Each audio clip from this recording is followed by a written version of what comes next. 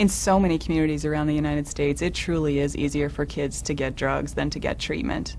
Our research shows us that kids who abuse alcohol and other drugs are much more likely to come in contact with the juvenile justice system.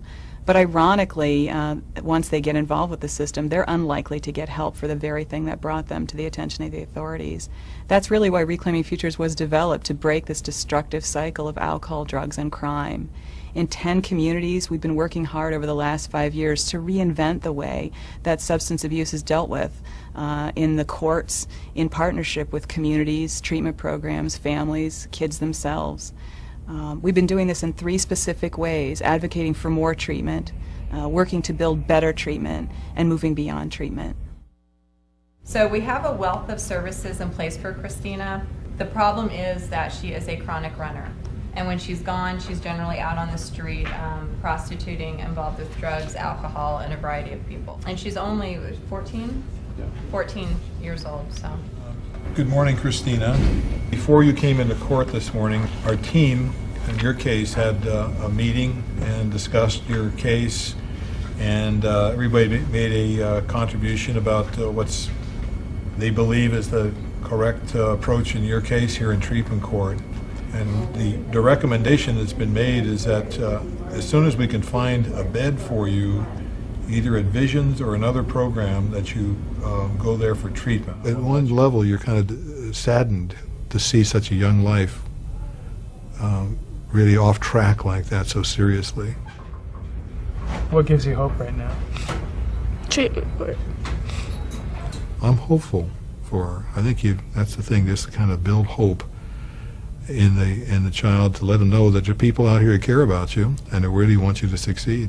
I was living on my own in a hotel, selling drugs to make a living, and just doing that. And I guess I wanted to change, but I was like, I can't just stop one day. Then what I'm gonna be doing, I'm gonna stop selling drugs. That's good. I'm not gonna go to jail, but I'm not gonna have nowhere to live. I'm not gonna have any money. I'm not gonna have anything to eat. But what I know from being in recovery myself for 18 years, right? I know I'm not the same person I was when I used drugs and alcohol. When you have your mind toxic, you do some things that you normally wouldn't do. So if you clean a kid out and get his head right, or get her head right, and get them to where they're not toxic anymore, then they're able to function and obtain knowledge. When you're high, you can't really obtain knowledge. Treatment kind of gave me that time to turn around. They stopped me there. They helped me get back with my family. We sent her off to inpatient, and it was like after a couple of months, it was like someone flipped a switch.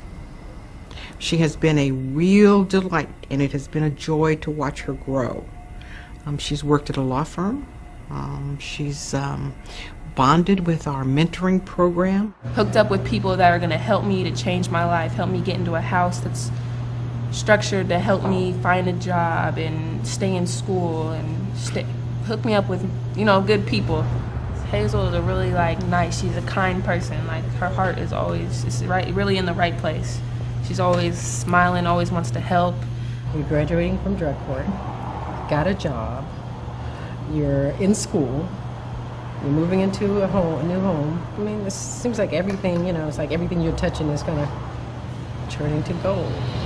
But they have always known that we are absolutely committed to their potential. For many of our kids, this will be one of the first major positive celebration they've had in their lives, where the community is standing up to compliment them on a job well done. This is very important to these kids.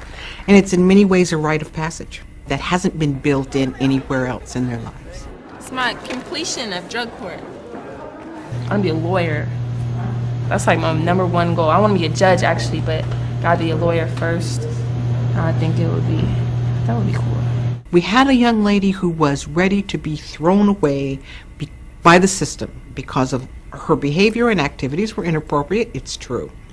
But what a cost it would have been to the system had we not been able to pull her back from the edge. And what a blessing it's going to be for all of us to see where she takes this gift. She's a living, breathing example of, yes, this is the reason that we're doing this work, because this is a life reclaimed. She was going down another path, and she didn't feel like people cared about her. And it's amazing. It's not just caring. It's definitely evidence-based treatment, it's, the mentoring, it's all of those in a package. Every community wants a solution, a way to reclaim lives, decrease crime, save money. Our country's at a turning point. We have an incredibly important choice to make. There's no reason every community in the country can't do this. All it takes is leadership. We shouldn't settle for less than a model that truly reclaims futures.